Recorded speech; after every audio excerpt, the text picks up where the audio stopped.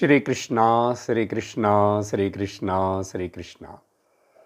गुरुर्ब्रह्मा गुरुर्विष्णुः गुरुर्देवो महेश्वरः गुरुः साक्षात् परं ब्रह्म तस्मै श्री गुरवे नमः। तस्मै श्री गुरवे नमः।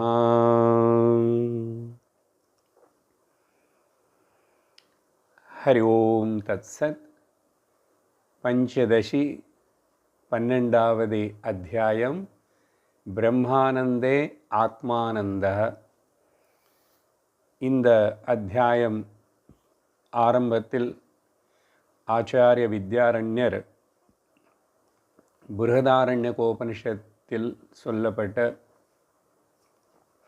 ஒரு முக்கியமான கருத்து, ஆத்மனஸ்து காமாய சர்வம் பிரியம் பவதி அப்படியானே சொல்லப்பட்ட அந்த ஸ்டேட்மெண்ட்டுன்னு எடுத்துட்டு இது எப்படி అనేది நிரூபணம் பண்ணுறதுக்காக அது புரிய வைக்கிறதுக்கு பல விதமாக பேசிக்கொண்டே வந்துட்டுருக்கிறார்.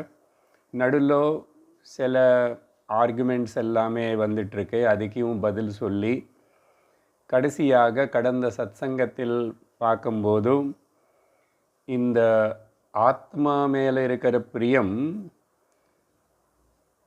லோகத்தில் இருக்கிற வஸ்துಗಳ மேலே இருக்கிற பிரியம் போல,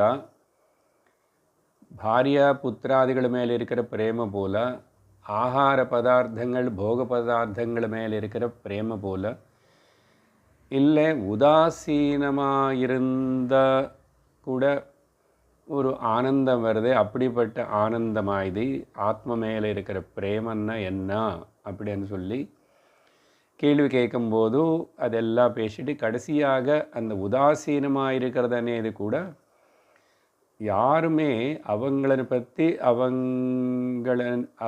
அவங்க பற்றி அவங்கள உதாசீனமாக இருக்க முடியாது. we cannot be indifferent to ourselves அப்படின்னு ஆச்சாரியர் சொன்ன அந்த சந்தேகம் வந்த பூர்வபக்ஷி என்ன கேட்குறாருன்னா, ஆனால் லோகத்தில் பார்க்கும்போது அப்படி இல்லையே, நிறைய பேர் அவங்க வியாதினாலேயோ வேறு ஏதாவது தாபத்தினாலேயோ கோபத்தினாலேயோ தாங்கிக்க முடியாத சமயத்தில் அவங்க தற்கொலை பண்ணிக்கிறாங்களே, ஆத்மா மேலே அவ்வளோ பிரியமாக இருக்கும்போது எப்படி தான் தற்கொலை பண்ணிக்க முடியும் அப்படின்னு கேட்டான். அதுக்கு ஆச்சாரியர் பதில் சொன்னார், அவங்களுக்கு நிஜமாக ஆத்ம மேலே கோபமோ விரக்தியோ துக்கமோ இல்லை, அவங்கள மேலே அவங்களுக்கு துக்கம் இல்லை. எதனால துக்கம் வரதோ அந்த மனசு அந்த சரீரம் வெற்றிக்கிட்டு இனிமேல் தாங்க முடியாதனே ஒரு நிலைக்கு வரும்போது தான் அவங்க தற்கொலை பண்ணிக்கிறாங்க. தவிர அந்த யார் தியக்தரி, யார் அந்த சரீரத்தின் விடணும்னு நினைக்கிறானோ அது தன்னை தானும் தெஜிக்க முடியாது. அதனால் யாருமே அவங்க தியாகம் பண்ண முடியாது. முதல்ல அகங்காரத்தின் தியாகம் பண்ணலாம், சரீரம் மேலே இருக்கிற அபிமானத்தின் தியாகம் பண்ணலாம், வஸ்துಗಳ மேலே இருக்கிற மமகாரத்தின் தியாகம் பண்ணலாம். தவிர என்ன நான் எப்படி தியாகம் பண்ணுவே?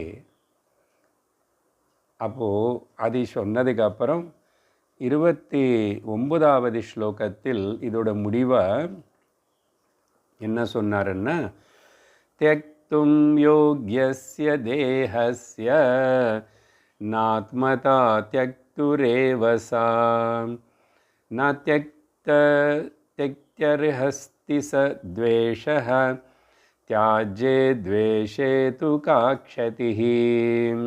அதனால் இந்த கஷ்டம் கொடுக்குற சரீரம், துக்கம் கொடுக்குற மனசு, இது உட்டி கொடுக்கறதுக்கு யோக்கியமானது. அது நீ இப்போது தற்கொலை பண்ணி அது நீ விட்டுடலைன்னா கூட அது ஏதோ ஒரு காரணத்தினால தானாக கூட போயிடுமே. அதனால் தியக்தும் யோக்கியஸ்ய தேகஸ்ய தேகத்தினு அதுக்கு யோக்கியத்தை இருக்கே விட்டு கொடுத்தா என்ன ஆயிடுச்சு. ஆனால் நான் ஆத்மதா தியக்துரேவசா தனன்னு தானும் தன மேலே பிரியம் இல்லாதனால இந்த தேகத்தினை விடல. அதனால் அப்படி தியக்தா ய அஸ்தி ந சஹ துவேஷா தன மேலே தானுக்கு துவேஷம் இல்லை. வெளியிலிருந்து யாரோ ஏதோ பண்ணதுனால அது எனக்கு மனசுக்கு பாதிப்பு கொடுக்கறது. யார் மனசு? என்னுடைய மனசுக்கு பாதிப்பு கொடுக்கறது. அப்படிப்பட்ட இந்த மனசு நீ அதனால் சரீரமும் கொடுக்குற ஒரு வேளை வியாதி பாதை இது எல்லாத்தையும் வச்சுக்கிட்டு இப்போ நானும் இதோடு இருக்க விரும்பலை. யார்? நானும். அந்த நான் யாரப்போ இதெல்லாம் விட்டு கொடுத்தா எனக்கும் நிம்மதி, எனக்கு சௌக்கியம் நினைக்கிறான். அந்த நான் யாருன்னு அவனுக்கு தெரியலன்னா கூட நினைக்கிறவனும் விட்டு கொடுக்குறவனும் தியாகம் பண்ணுறவனும் தற்கொலை பண்ணுறவனே ஆள் இருக்கான். இன்னும் அவன் எங்கேயுமே போகல. இல்லை ஃபிலசாஃபிக்கலாக வேறு கீதையில் சொன்னது போல் அப்படி பார்த்தா கூட இவன் ஜீவனாக இருந்தால் கூட இன்னொரு சரீரம் எடுத்துக்குவானே. இந்த சரீரம் விட்டுடுறான், இன்னொரு சரீரம் எடுத்துக்கிறான். இல்லை இப்படி நான் காட்டி அவங்களுக்கு தெரிவிக்கணும், அவங்க புரிஞ்சுக்கணும், அவங்கள என்னோடய தியாகத்தினை பாராட்டணும் அப்படின்னு சொல்லிட்டு அந்த தியாகம் பண்ணுற அந்த நினைக்கிற அவன் இருந்துகிட்டே இருக்கிறான். அவனு தியாகம் பண்ண முடியாது. அந்த விதத்தில் யாரும் அவங்களனே துவேஷிக்க முடியாது.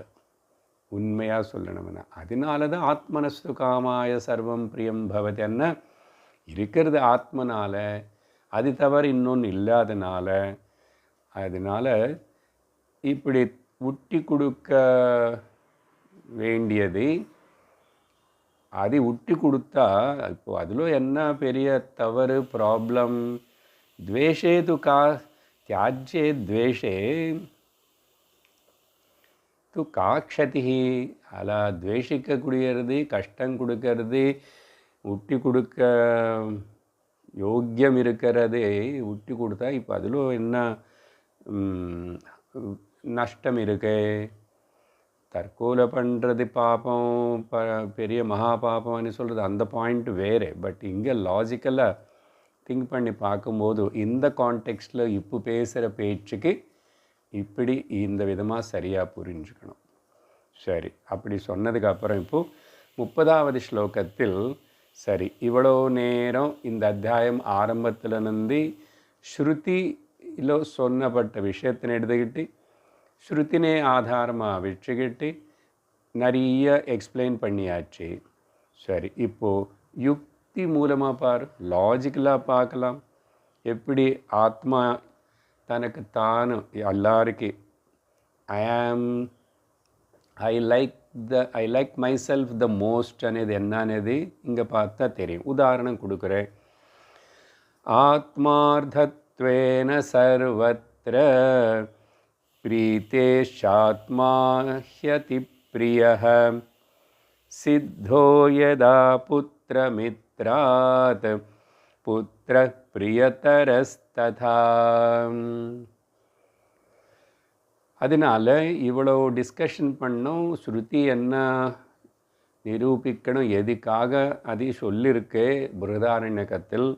ஆத்மார்த்தத்வேன ஆத்மக்காக எனக்காக ஆத்மத்துக்காக சர்வஸ்ய பிரீத்திஹி எல்லாமே ஆத்ம பிரீத்திக்காக தான் சர்வம் பிரீத்தி ஆகிறது, சர்வம் பிரியம் பவதி. ஆனால் அந்த சர்வம்னு சொல்லும்போது அது எப்படிப்பட்ட ஒரு பொசிஷன் ஆகட்டும் ரிலேஷன் ஆகட்டும் அது எல்லாமே கூட பிரீத்தி கொடுக்கறது. ஆனால் உண்மையாக சொல்லணும், அதி பிரியா ஆத்மா, பிரியம் அதி பிரியம். அதனால் அதிப்பிரியம் ஆத்ம மேலே இருக்கிறதுனால ஆத்மா எப்போ தன்னை தானு விரும்புறது நேசிக்கிறதுனால சுற்றி இருக்கிறதெல்லாம் கூட இந்த ஆத்ம பிரீத்திக்காக தான் அதெல்லாம் பிரீத்தி ஆகிறதே. இது லோகத்தில் ரொம்ப சுலபமாக புரிகிற பார்க்குற விஷயந்தானே அப்படின்னு சொல்லிட்டு கன்க்ளூட் பண்ணியிருக்கோம். உதாரணம் பார், இது எப்படின்னா யதா இப்போது எனக்கு குழந்தை இருக்கான், எனக்கு குழந்தையுடைய ஃப்ரெண்ட் இருக்கான். இப்போது எனக்கு குழந்தை மேலே பிரீத்தி ஜாஸ்தியாக குழந்தையுடைய மித்திரன் மேலே பிரீத்தி ஜாஸ்தியாக அவனுடைய ஃப்ரெண்டு மேலே? யதா புத்திரமித்ராத், புத்திரனுடைய என்னுடைய பிள்ளையுடைய ஸ்நேகிதனுக்கு மேலே என்னுடைய புத்திரன் எனக்கு பிரியத்தரக, சூப்பர் ரிலேட்டிவ் டிகிரி. அதே போலுதான் இந்த திருஷ்டாந்தத்தில் புரிஞ்சுக்கிட்டியா? அதே போலுதான் யதா ததா இந்த ஆத்மா பிரியத்தரம், மிச்சமெல்லாம் செகண்டரி. ஸோ பிரைமரி பிரியம் love is on my own self. அப்படி அனி யுக்தி பூர்வமாக கூட நிரூபணம் பண்ணி ஒரு ஸ்லோகம் சொல்லி, பொதுவாக வேதாந்த சாஸ்திரம் இதனுடைய இந்த முக்கியமான கருத்துக்கள் எல்லாமே கூட எப்பவுமே என்ன சொல்லப்படுறதுன்னா 3 இது நிரூபணமாகணும். முதல்து ஸ்ருதியுடைய பிரமாணம், ரெண்டாவது யுக்தி, மூணாவது அப்புறம் அனுபூதி.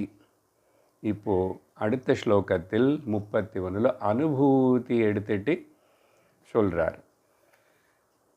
மானபூவமஹம் கிந்து பூயாசம் சர்வதேத்யசௌ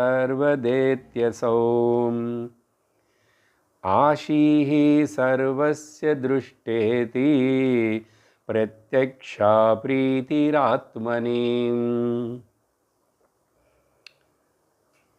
நானும் ஒருக்காகமும் இல்லாமல் ஆகக்கூடாது, நான் எப்பவுமே இருக்கணும்.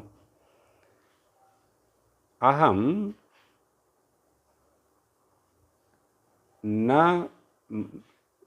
மா ந பூவம் அகம், I never cheese to exist, நான் எப்பவுமே ஒருக்காகவும் இல்லாமல் இருக்கக்கூடாது. அப்புறம் நான் எப்பவுமே இருக்கணும். பூயாசம் சர்வதா, நான் எப்பவுமே இருக்கணும். இதுதான் இன்னொரு விதத்தில் மனுஷனுக்கு ஸ்மாரகம் அவன் பேரில் இது பண்ணணும், அது பேரில் அவன் பேர் வைக்கணும், டொனேஷன் கொடுத்தா, அப்புறம் ஸ்டாட்யூஸ் வைக்கிறது, இதெல்லாம் மனுஷன் இருக்கும்போதே கொஞ்சம் அவனே நினைக்கிறான். நான் போனதுக்கு இந்த சரீரம் போனதுக்கப்புறம் கூட நான் தொடர்ந்து இருந்துகிட்டே இருக்கணும், யார் மக்களுடைய ஹிருதயத்தில் அப்படின்னு சொல்லி சர்வதா ஏவ சர்வதா இதி அசௌ, நான் எப்பவுமே இருந்துட்டு தான் இருக்கணும், நான் ஒருக்காகமும் இல்லாமல் ஆகவே கூடாதுன்னு எல்லாருடைய பாவனை லோகத்தில் தெரியறதானே. இப்படி தானே ஆஷீஹி சர்வஸ்ய திருஷ்டேதி, அசோ அந்த மாதிரி ஆசை, ஒரு எண்ணம், டிசைர்.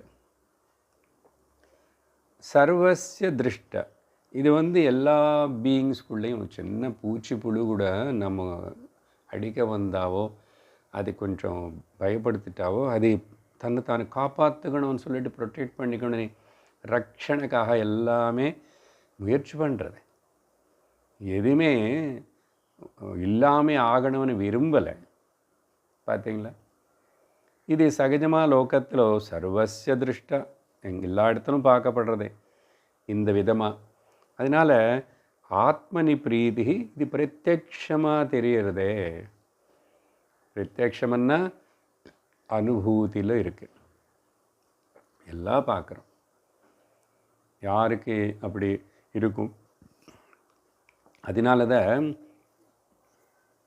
ரொம்ப வயசாகி ரொம்ப சாரீரிக கஷ்டம் அப்படியெல்லாம் இருந்துட்டு இருந்தால் கூட இன்னும் நானும் ஏதாவது பண்ணி ஏதாவது வைத்தியம் பண்ணி ஏதாவது ட்ரீட்மெண்ட் பண்ணி இருக்க மாட்டானா இருக்கணும்னு ஏன்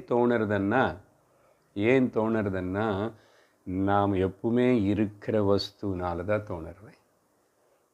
இது ஜாகிரதை புரிஞ்சுக்கணும். நானும் எப்பவுமே இருக்கிற வஸ்துனால தான் தோணுறது. அதனால் போகணுமனேது யாரும் விரும்புறதில்லை. ஆனால் சரீரம் தானே நினச்சிக்கிட்டு இருக்கிறேன். ஆனால் ஏன் அந்த பாவனை வருது?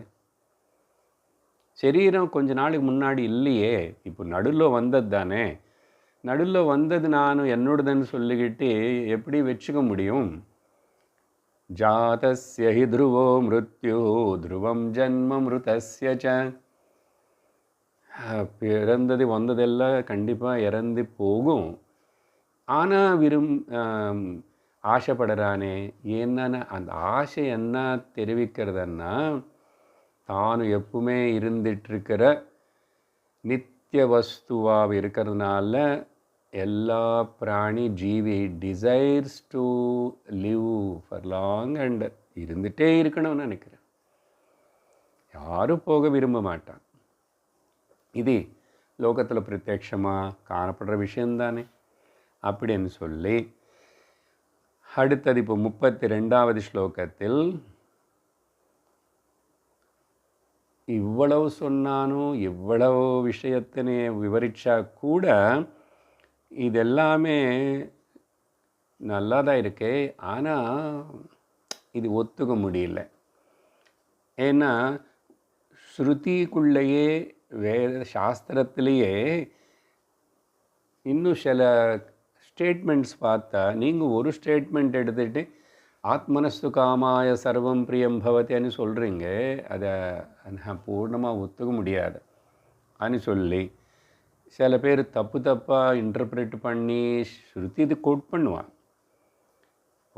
ரொம்ப பூர்வபக்ஷி வாதனைக்கு வரவனு கூட ஸ்ருதியில் வந்து இருக்கிற விஷயம்னு தான் எடுத்து சொல்கிறான்.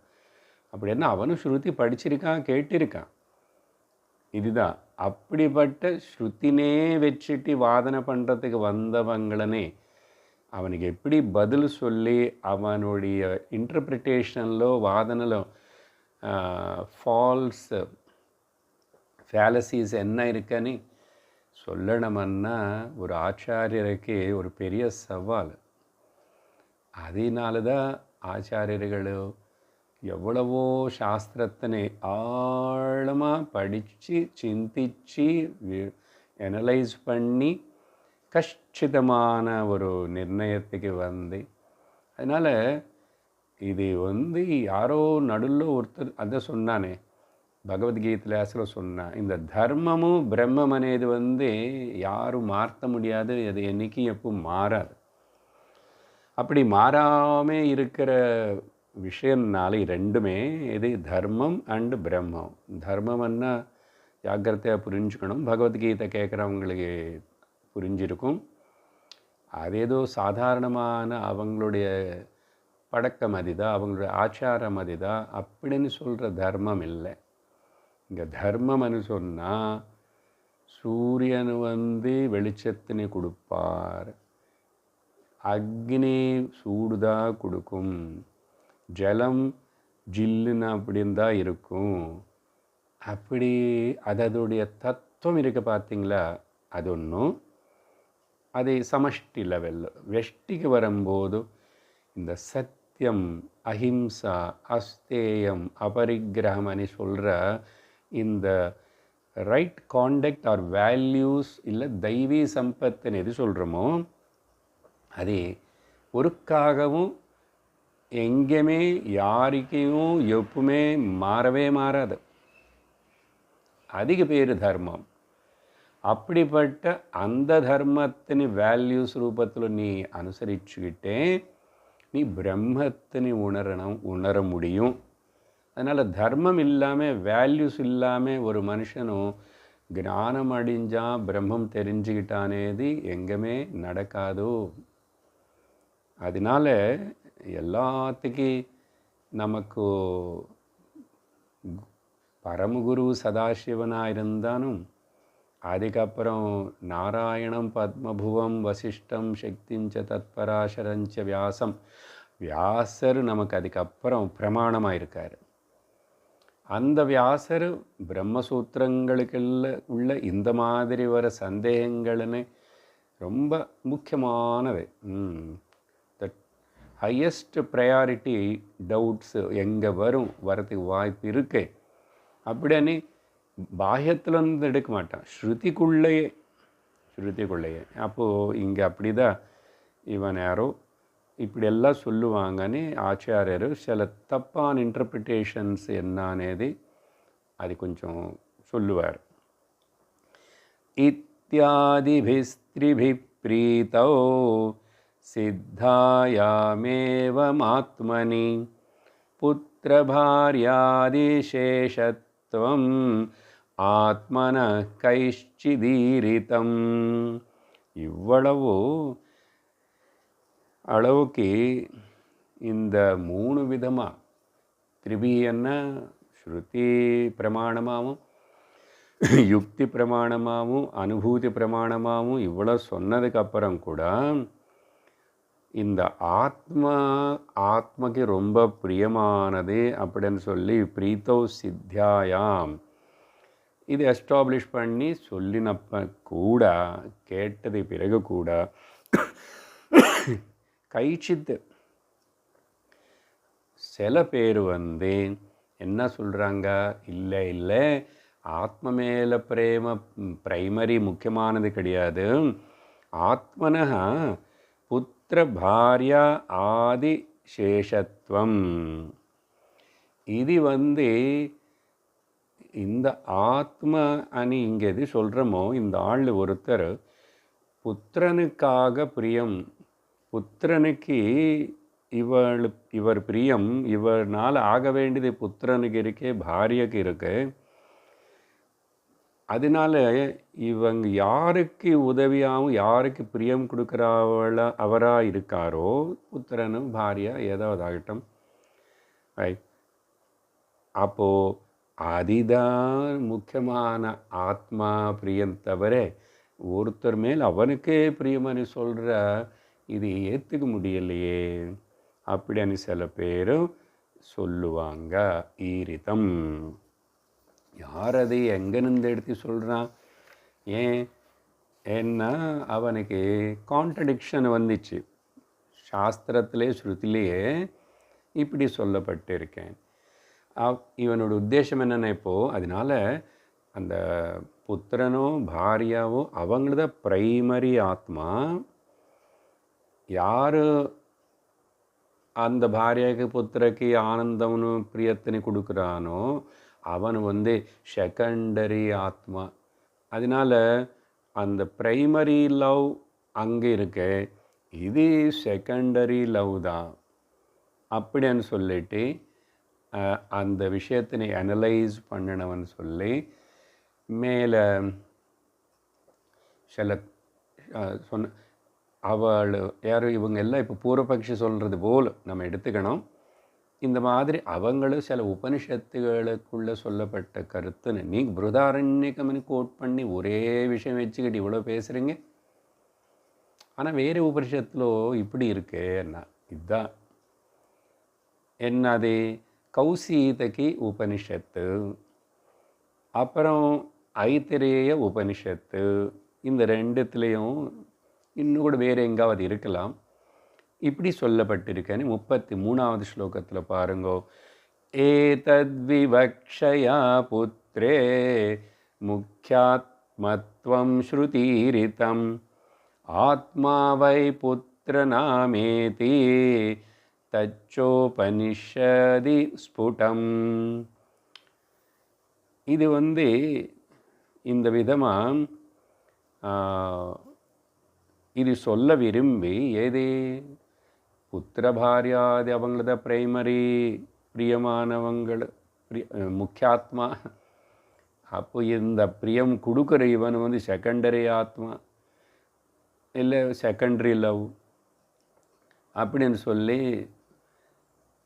ஏதத் விவக்ஷயா இது சொல்லத்துக்காக தான் புத்திரே முக்கியாத்மத்துவம் ஸ்ருதி ஈரித்தம்.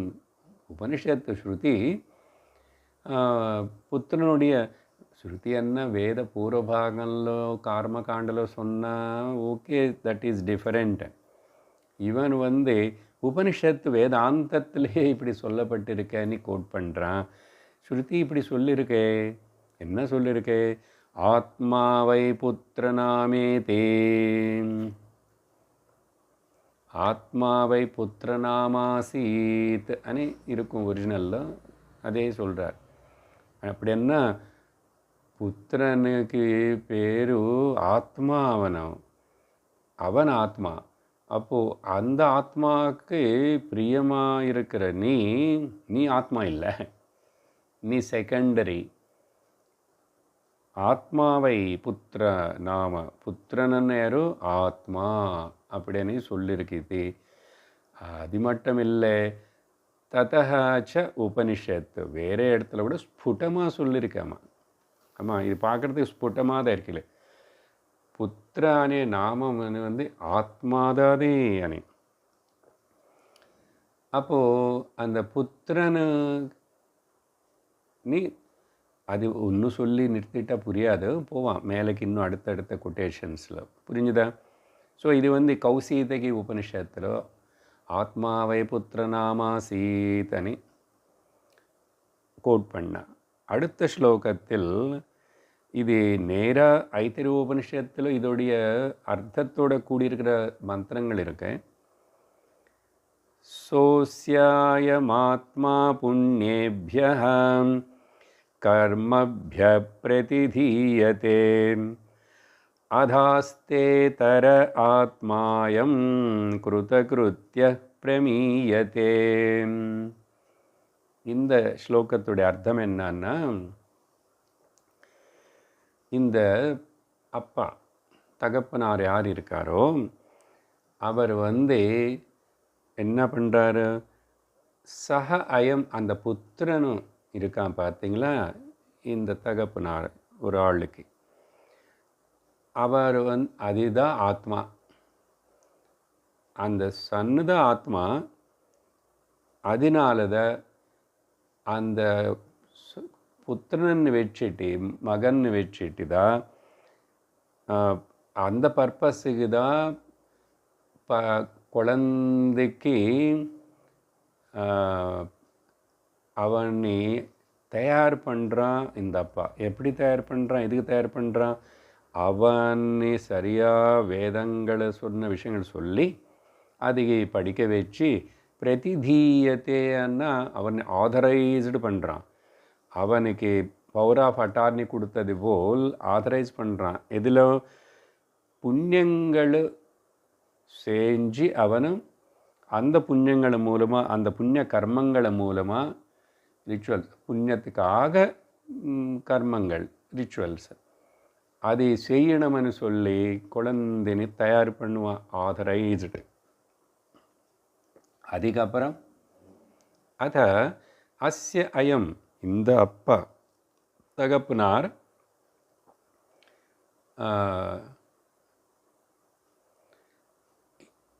ఇతరః ఆత్మ, ఇది ఇవరు ఇతరః ఆత్మన இன்னொரு செகண்டரி வரும். ஆனால் அவருக்கு மேலே பிரியம் இருந்து அவரே பிரியம் பண்ணிக்க முடிஞ்சால் குழந்தைன்னு எதுக்கு இப்படி தயார் பண்ணி அவனு அதுக்கப்புறம் இவர் தயாராகிட்டு என்ன பண்ண கிருத்தகிருத்தியா, அப்பா இப்போ நான் இறந்து போனான்னு பரவாயில்லன்னு சொல்லிட்டு, ஏன்னா எனக்கு நான் வேறே புண்ணிய லோகங்கள் போகிறதுக்கு நல்ல கதி அடியறதுக்கு இவன் எனக்கு ஸ்ராத்தமும் கர்மங்களும் புண்ணிய காரியங்கள் அதெல்லாம் பண்ணி என்னை பேர் காப்பாற்றி நிற்க வச்சுடுவான் அனு சொல்லிட்டு பிரமீயத்தே. அவன் அப்பா இறந்து போகிறார். அப்போ இறந்து போகிறதுக்கு முன்னாடி அப்பாவுக்கு எல்லா அப்பாவுக்கும் இந்த மாதிரி இது இருக்கும். இவனும் இவனுக்கு உபநயனம் பண்ணியாச்சு, அவனுக்கு பூனல் போட்டாச்சு, அவனும் சில கர்மா கிரியலெல்லாம் பண்ண பழகிட்டு அப்புறம் அவனும் கிரகஸ்தன் ஆகணும். அப்படிப்பட்ட கிரகஸ்தனாகி இருந்ததுக்கப்புறம் அவனுக்கு இந்த கர்மங்களில் ஈடுபாடு தெரிஞ்சிருக்கணும். அப்புறம் இனிமேல் நானும் ஐ ஆம் ஃபுல்ஃபில்டு. ஏன்னா நான் நான் இப்போ ரிட்டையர்ட் ஆகிட்டேன். இனிமேல் சிலது நான் பண்ணலன்னானு அப்புறம் எனக்கு இப்போ இவனுக்கே பிரியம் இருந்துச்சுன்னா இவன் பிரியம் பண்ணிக்க வேண்டியது தானே. ஆனால் மேலே லோகத்துக்கு போகிறதுக்கு சொர்க்கத்துக்கு போகிறதுக்கு எனக்கு வழி சரி பண்ணுறதுக்கு அந்த புள்ள முக்கிய காரணமாக இருக்கிறதுனால இப்போ சொல்லுங்கோ, புள்ள தானே முக்கியாத்மா. பிரைமரி லவ் எங்கே இருக்கப்போ புத்திரா அந்த ஆத்மாவில் இருக்கு. 2 பேர் ஆத்மா தான். ஆனால் இந்த ஆத்மா மேலே டிபெண்ட் ஆகிருக்கேன். நீங்கள் அப்போது ஆத்மனஸ்து காமை சர்வம் பிரியம் பவத்தன்னு சொல்கிறீங்க. இது சரியில்லை. கிருத்தியா ஐ இறந்து போவான். அப்படின்னா ஹேவிங் ஃபுல்ஃபில்ட் நவ் சாட்டிஸ்ஃபைட். இனிமேல் ஒரு 4 வயசு ஆயிடுச்சு, வியாதி வந்துச்சு, பண்ண முடியாது, எல்லாம் செய்யலன்னு இப்போ பையனும் பண்ணுவான் எல்லாம் அப்படின்னு சொல்லிட்டு இந்த உபனிஷத்தில் விஷயத்தினையும் இப்படி கோட் பண்ணான். ஏன்னா இந்த புத்திரானே பேருக்கு அதோடைய முக்கியத்துவம் சொல்லி கொடுக்குற சொல்கிற சில ஸ்டேட்மெண்ட்ஸ் இந்த உபனிஷத்துகள் உள்ளே இருக்குது. அதுதான் கோட் பண்ணுறோம் 1 by 1. இது யார் பூர்வபக்ஷான அந்த புரிஞ்சிக்காத அந்த ஸ்டூடெண்ட்டு கேட்குறான். மேலே சொன்னதெல்லாம் புரியாதவன். அதுக்கப்புறம் அடுத்தது பார்த்திங்கன்னா இன்னும் பிருஹதாரண்யகோபனிஷத்துலேருந்தே சொல்கிறான் எடுத்துட்டே. 35 சத்யப்யாத்மனி லோகோஸ்தி நா புத்திரஸ்யாத ஏவஹி அனுஷ்டியம் புத்திரமேவ லோக்கியமாஹுர்மனீஷிணஹ. என்ன சொல்லியிருக்கே பிருஹதாரண்யகோபனிஷத்தில்? அங்கே எதனால் இப்படியெல்லாம் பார்த்தீங்களா? தேர்ஃபோர் அப்படி என்ன எதனால் புத்திரன் தான் பிரின்சிபல் ஆத்மா. அப்போது அவனு பண்ணாதான் எனக்கு உண்டு. Because of the sun is the principal atma. அத்தஹ ஏவ ஆத்மனிசதி. இவன் ஆத்மாவாக இருந்தால் கூட, யார் அப்பா இருந்தால் கூட, அப்புறம் இவர் உயிரோடு இருந்திருந்தால் கூட, அப்பி ஆல்தோ அபுத்திரஸ்ய, இது உபனிஷத்து யாருக்கு ஒருத்தனுக்கு ஆண் பிள்ளை இல்லையோ அவனுக்கு வேறே எந்த லோகம் போகிற வாய்ப்பு கிடையாது. புண்ணாம நரக்காத்து திராயத்தேத்து புத்திரா மட்டும் இல்லைங்க. அதனால தான் பையன் இந்த ஸ்டேட்மெண்ட்ஸ் எல்லாம் வச்சு தான் லோகத்தில் பையன் இல்லையேன்னு சொல்லிட்டு நிறைய பேர் கவலைப்படுவாங்க. பையன் இருக்கணும்.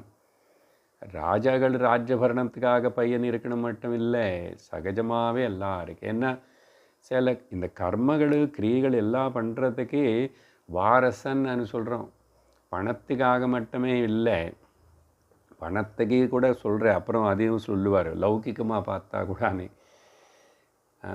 இந்த நெக்ஸ்ட்டு வாரசன் பொதுவாக அப்படி தானே நாட்டில் இருக்க. அந்த பாயிண்ட் வரும்போது பார்க்குறோம். ஸோ புத்திரன் இல்லாதவனுக்கு மேலே ஊர்த்வகதி வேறு லோகங்கள் போகிறதுக்கு ந அஸ்தி, முடியாது, நடக்காது அப்படின்னு சொல்லி மனிஷினஹா இந்த சாஸ்திரத்தினே வேதத்தினே நல்லா படித்து தெரிஞ்சுக்கினவங்களை அனுசிஷ்டம் அதுக்கு தான் அவங்க சொல்லுவாங்க. பையன்னு பிறக்கிறதுக்காக எப்படியாவது ஏதாவது விரதம் பண்ணணும், பூஜை பண்ணணும், இந்த மாதிரி அனுசிஷ்டம் சொல்லுவாங்க. அப்புறம் இந்த அப்பா அதனால் என்ன பண்ணணும், அந்த புத்திரனுக்கு இந்த ப்ராப்பர் மந்த்ராஸ் எல்லாமே புத்திரனுக்கு சொல்லி கொடுத்து அவனை தயார் பண்ணி அவனுக்கு எனக்கு ஸ்ராத்தம் பிண்டதானம் பண்ணுறவனாக வச்சுட்டு அப்புறம் அப்பாவுக்கு நல்ல கதி கிடைக்கணும், நல்ல வழி கிடைக்கணும், மேலே லோகத்துக்கு போகணும்னு சொல்லி புத்திரன் இருந்தால் மட்டும்தான் இது நடக்கும்னு சொல்லி லோக்கியம் அடுத்த லோகத்துக்கு போகிறதுக்கு மீன்ஸாக இந்த புத்திரன் இருக்கிறதுனால ஆத்மநஸ்து காம ஆத்ம மேலே ஆத்ம பிரியம் வச்சுக்கிட்டு என்னதான் பண்ண முடியும்? அவனாக பண்ணிக்க முடியலையே. அதனால் இம்பார்ட்டண்ட் சன் எந்த வகையில் பார்த்தானோ எனக்கு வாரசன், எனக்கு அதுக்கப்புறம் எங்களுக்கு சிராத்தம் வைக்கிறவன் அப்படின்னு இது இப்படின்னு சொல்லப்பட்டிருக்க பிருகதாரண்யகத்திலேயே அப்படின்னு சொல்லி, அது மட்டும் இல்லை, வேறே உலகத்தை போகிற விஷயம் மட்டும் இல்லை, இப்போ இந்த லோகத்தில் விஷயம் பாரு అని சொல்லி இங்கே உதாரணம் கொடுக்குறார். மனுஷலோகோ ஜெய்யஹ ஸ்யாத் புத்ரேணைவேதரேண நோ முமுர்ஷுர் மந்த்ரயேத் புத்ரம் த்வம் பிரம்மேத்யாதி மந்திரகைஹி. இப்படின்னு கூட ஒரு கருத்து இருக்காம சாஸ்திரத்திலேயே. இந்த மனுஷலோகனில் கூட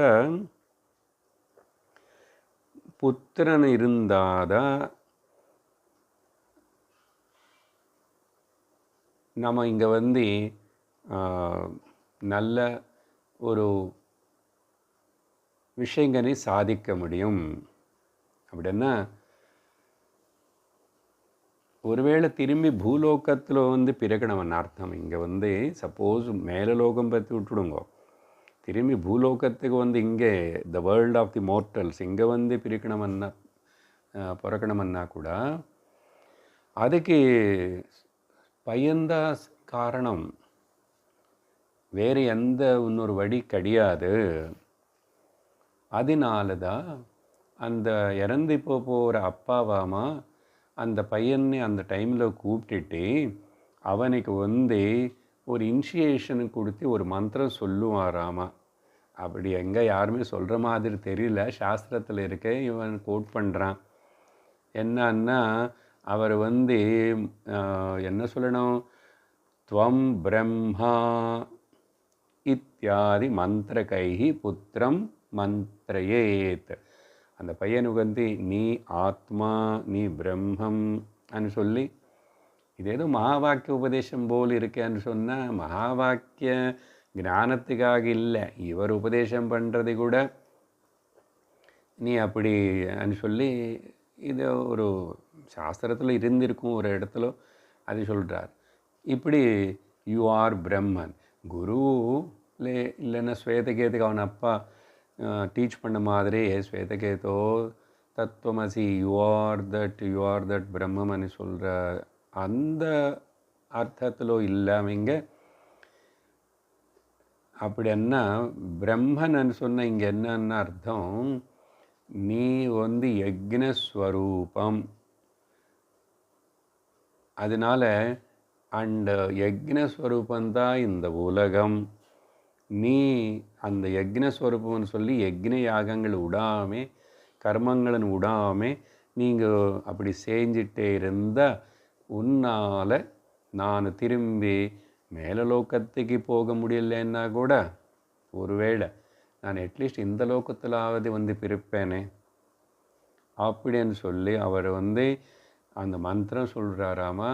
நாட் லைக் ஏ ஞானத பிரம்மோபதேசம் అనేది. அதனால் பிரம்மோபதேசம் అనేది ஆக்சுவலாக உபநயனம் பண்ணும்போது எல்லா அப்பா எல்லா குழந்தைக்கு அது காயத்ரி மந்திர ரூபத்தில் சொல்லி அதுக்கப்புறம் ரகசியமாக காதில் சொல்லி அப்படி சொல்கிறான். ஸோ பிரம்ம உபதேசம் என்ன அர்த்தம், இந்த சர்வம் யக்ஞஸ்வரூபம், பகவந்தோட யக்ஞஸ்வரூபம். அதனால் இந்த உலகமெல்லாம் யக்ஞஸ்வரூபமாக இருக்கு. அதனால் யார் இப்படி புரிஞ்சுக்கிட்டு இந்த யக்ஞ யாகாதிகள் கிரியைகள் சௌத்த கர்மா ஸ்மார்த்த கர்மங்கள் இதெல்லாம் அப்படி பண்ணுறானோ, அதி முக்கியமாக எனக்கு ஒரு பையன் இருந்து அவனை பண்ணிகிட்டே இருந்தால் தான் there is a chance to come back to this பூலோகா, மர்த்தியலோகா அப்படின்னு இதையும் கோட் பண்ணி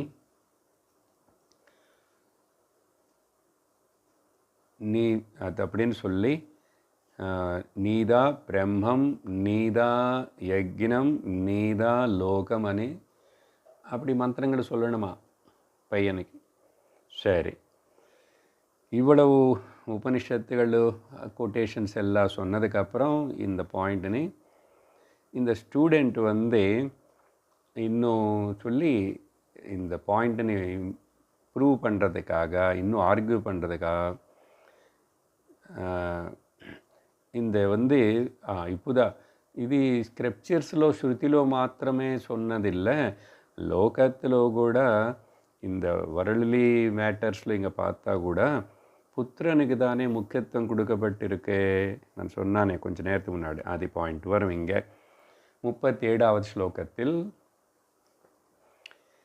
இத்தியாதி ஸ்ருதய பிராஹு புத்திர பாரியாதிசேஷதாம் லௌகிகா அபி புத்திரஸ்ய பிராதான்யமனுமன்வதே.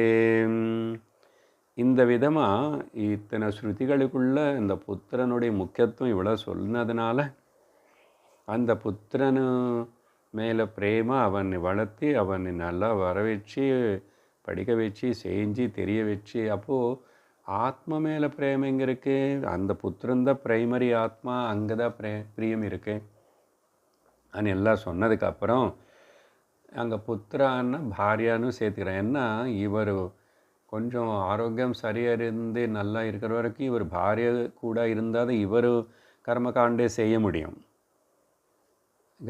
பாரிய இல்லைன்னா கர்மகாண்டை செய்ய முடியாது. அப்படி பாரிய முக்கியமாக இருக்கே பாருங்க.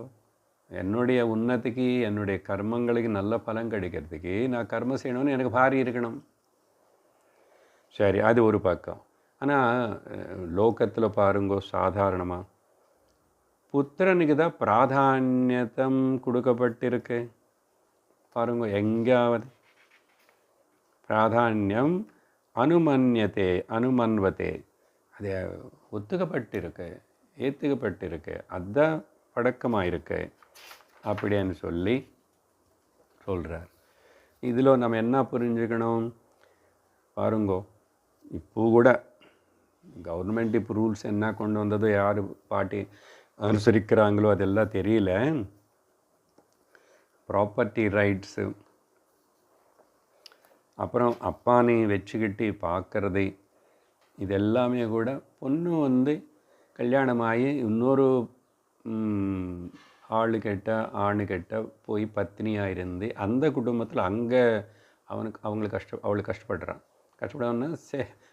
அவன் தர்மம் அனுசரித்து இருக்கிறான்.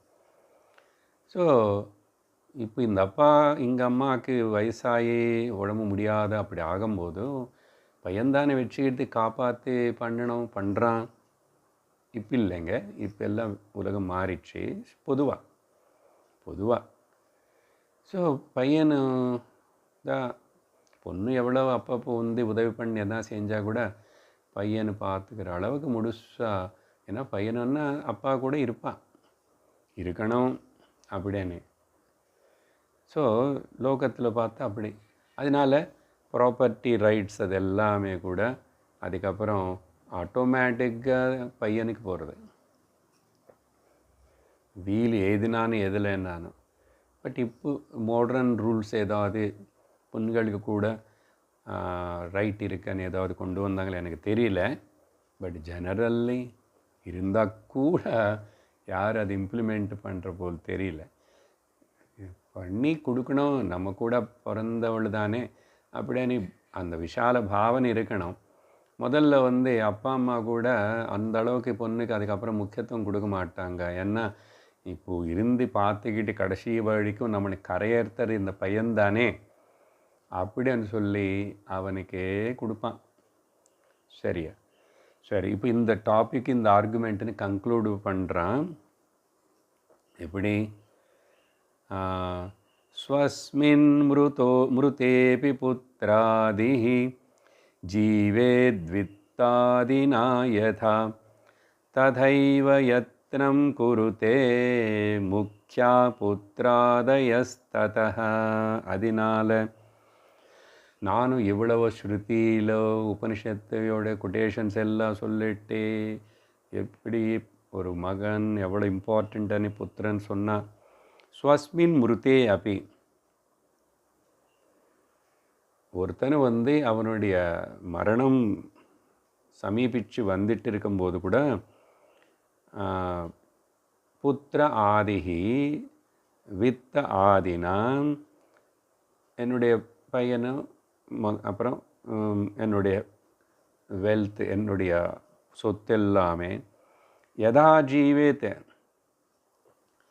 ஜெனரலாக பாருங்க, எவ்வளவு கஷ்டப்பட்டு நம்ம இன்னும் ரிட்டையர் ஆனதுக்கப்புறம் கூட சம்பாதிச்சு சேர்த்து வச்சேன்னு ஒரு பையன் சாகிற வரைக்கும் சொல்கிறோம்.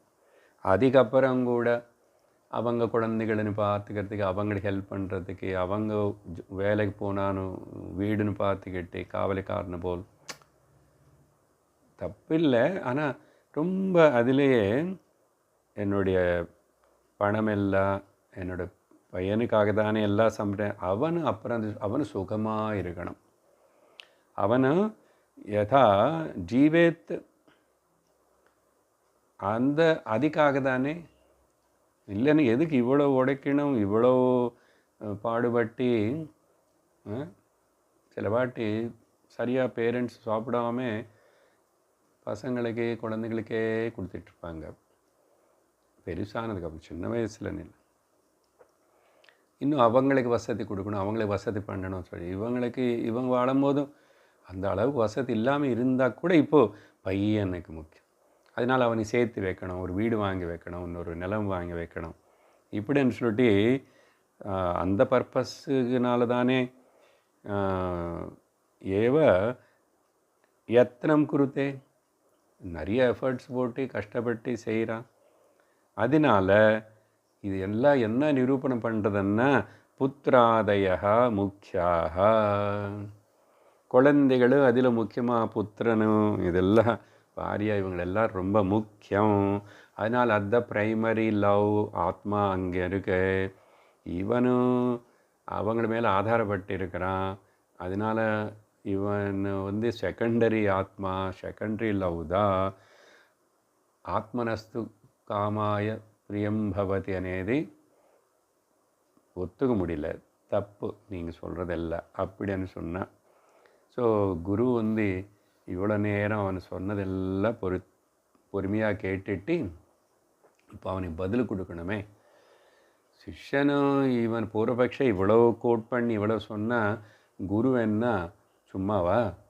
அவர் இப்போது ஒரு 30வது ஸ்லோகத்தில் ஆரம்பித்த அது எல்லாத்துக்கும் 38 வரைக்கும் அவன் பேசிட்டான். இப்போது இங்கே அதுக்கு பதில் கொடுக்குறாரு, ஆன்சர் பண்ணுறாரு ஆச்சாரியர். 39 பாடமே தாவதா நாத்மா சேஷோ பவதி கஸ்யசித் கௌணா மித்யா முக்கியபேதைஹி ஆத்மாயம் பவதி த்ரிதாம். ஆச்சாரியர் முதல்ல என்ன சொல்கிறாருன்னா, கரெக்ட் நீங்கள் பேசினதெல்லாம் நல்லதாக இருக்கே, பாடம் அது அப்படி இருக்கட்டும். நீ சொன்னதெல்லாம் நான் கம்ப்ளீட்டாக பூர்ணமாக நான் ரிஜெக்ட் பண்ணல. நீ ஏதோ ஸ்ருதியில் தான் ஏதோ கோட் பண்ணி எல்லாம் சொன்னேன். எது சொன்னேன்? புத்திரனுடைய முக்கியத்துவம், பாரியுடைய முக்கியத்துவம் ஏதாவதா அதெல்லாம் சொல்லி பீயிங் த பிரின்சிபல் முக்கிய ஆத்மா, குழந்தை, பாரியா அவங்கள தவிர ஆத்மான்னு சொல்லி, அதனால இந்த ஃபாதர் நினைக்கிற இந்த ஆத்மா, இந்த மனுஷனுக்கு முக்கியமான பிரின்சிபல் ஆத்மாஸ் பாரியா புத்திரன் அப்படி இருக்க. கஸ்யசித் யாருக்காவது லோகத்தில் அப்படின்னு சொல்லி சொன்னால், அதனால் யாருக்கு கூட அவனும் சேஷா ந பவதி, does not become the means of joy. இது வந்து குரு சொல்கிற பதில், அவன் சொல்கிறது இல்லை. அவன் வந்து நீ இப்படி சொன்னாய், ஆனால் பாரு, கஷ்யசித் சேஷா ந பவதி, யாருமே கூட ஒரு ஆத்மா நினைக்கிற ஒரு மனுஷனுடைய சுகத்துக்கு அவங்க காரணமே இல்லை, காரணம் ஆக முடியாது. ஆனால் அப்போ எப்படி எதுக்கு சொல்கிற அப்படின்னா,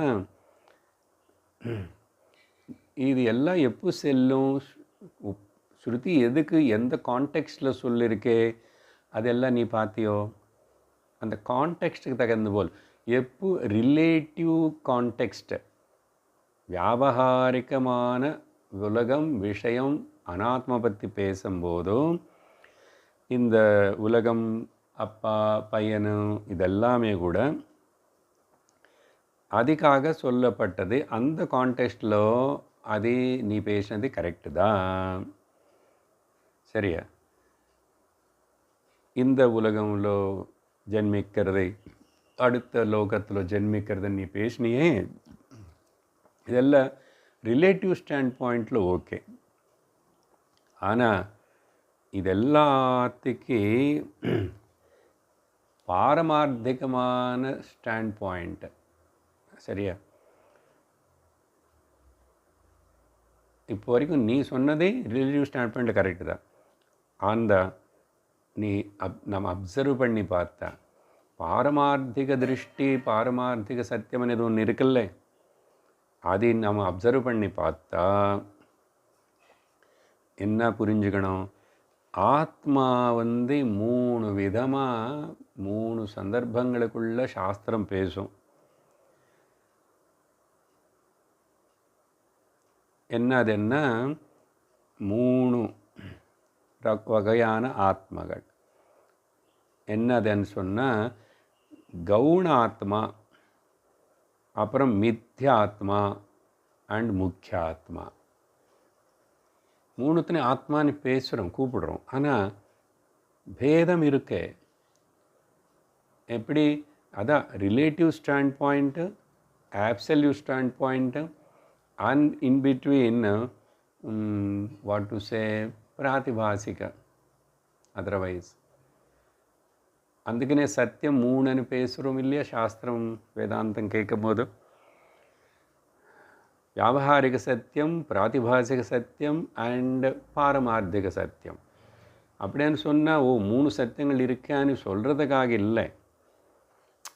உண்மையாக நமக்கு என்ன, இப்போ நீ ஆர்கியூ பண்ண உனக்கு புரியல, உன்னோட அட்டென்ஷன் வந்து ரிலேட்டிவ் ஸ்டாண்ட் பாயிண்டில் இருக்க, வியாபகாரிக ஸ்டாண்ட் பாயிண்டில் இதெல்லாம் நீ சொன்னது கரெக்டு தான். But what about the absolute stand point? அதனால நான் நீக்கு உனக்கு விவரிக்கிறேன் 3 வகைய ஆத்மா பற்றி பேசப்பட்டது. அதனால் கவுண, மித்ய, முக்கிய.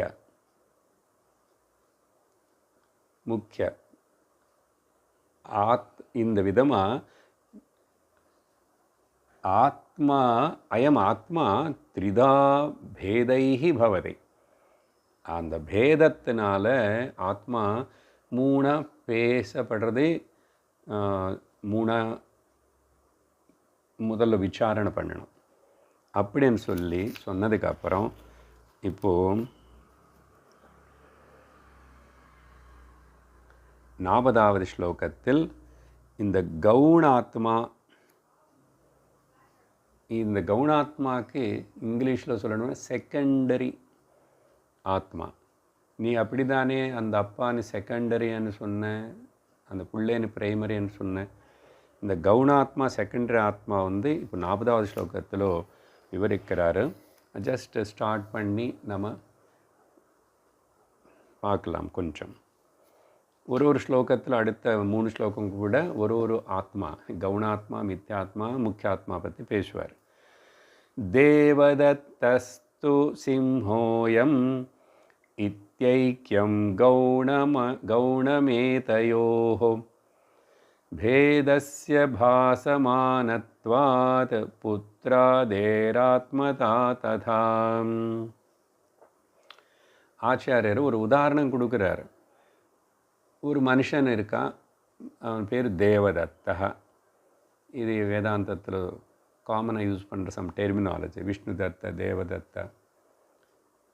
அப்போது அயம் தேவதத்தா, இந்த தேவதத்துன்னாடே இருக்கானே, இவன் நிஜமாக சிங்கம் அப்படின்னு சொல்லுவான். வார்த்தை யூசேஜில் இருக்கும் இதி.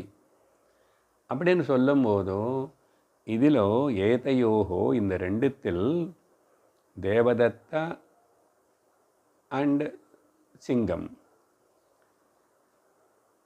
இது இந்த ஐக்கியம் ஆகுமா? இது ரெண்டும் ஒன்றா? தேவதத்த சிங்கம் போல அயம் தேவதத்தா து சிம்ஹா. இந்த சிம்மம் மாதிரி అని கூட சொல்லலை, ஜென்ரலாக சொல்கிறோம். ஒருத்தனை யாராவது ரொம்ப வெயிட் எல்லாம் தூக்க முடிஞ்ச வேலை பண்ணும்போது அவனை பீமன் அல்ல. அப்புறம் இல்லை ரொம்ப உடம்பு பெருசாக அப்படி எல்லாம் இருந்து அவன் யானை இல்லை கிங்காங் ஏதோ ஒன்று சொன்னால் என்ன அர்த்தம்?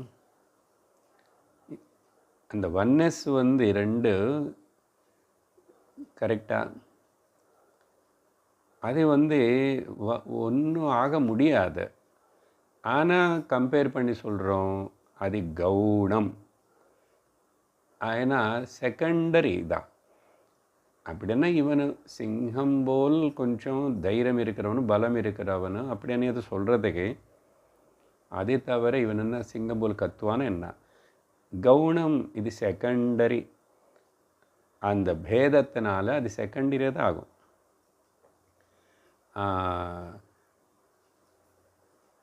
ஏன்னு சொன்னால் இது ரெண்டுத்துக்கு நடுவில் பேதம் అనేది ரொம்ப கிளியராக தெரியுறதே. பேதஸ்ய பாசமானத்வாத், சிங்கம்தான் தேவதத்தான்.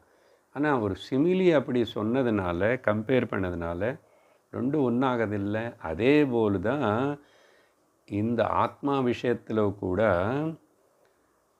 நீ புத்திரன் கொண்டு எவ்வளோ கோட் பண்ணி என்னமோ சொன்னேன், அதே புத்திரனை பற்றி சொன்னால் கூட அது செகண்டரி தான், கவுனம்தான். சரியா? அந்த பிள்ளையோடைய ஸ்டேட்டஸு அந்த ஸ்டேட்மெண்ட்டில் அந்த கான்டெக்ஸ்டில் அது செகண்டரி செல்ஃப் தான், கவுனாத்மா தான். முக்கியாத்மாவாக எடுத்துக்கவே முடியாது. அவனால் ஏதோ கொஞ்சம் பிரயோஜனம் இருக்கு, அவனு கர்ம பண்ணுவான், எனக்கு சிராத்தம் வைப்பான், நான் மேலே கும்புற, இதெல்லாம் வியாபகாரிகம். நாம் என்ன சொல்கிறோம், எது பேசுகிறோம், வேதாந்தம் என்ன சொல்ல விரும்புகிறது, த அப்சல்யூட் ஸ்டாண்ட் பாயிண்ட் அது இதானே. அதனால் முதல்ல இது புரிஞ்சுக்கோ. கவுனாத்மா பற்றி நீ பேசினேன், கவுனாத்மாக்கு முக்கியாத்மாக்கு இப்படி கம்பேர் பண்ணி பேசலாம், பேசுவே. ஆனால் சம்பந்தம் இல்லை, பேச்சுக்கான பேசலாம். ஸோ இப்படி சொல்லி ஆச்சாரியர் இந்த 40 ஸ்லோகத்தில் டீச்சிங் ஆரம்பித்தார். சொல்லுவார் அடுத்த ஸ்லோகத்தில் 1 by 1 மித்யாத்மா என்ன, முக்கியாத்மா என்ன, அதெல்லாம் அப்புறம் அடுத்த சத்சங்கத்தில் பார்ப்போம். ஓம் பூர்ணமதః பூர்ணமிதம் பூர்ணாத் பூர்ணமுதச்யதே பூர்ணஸ்ய பூர்ணமாதாய பூர்ணமேவாவசிஷ்யதே. ஓம் சாந்தி சாந்தி சாந்தி. ஹரி ஓம் ஸ்ரீ குருப்யோ நமः. ஹரி ஓம். ஹரி ஓம் தத்சத்.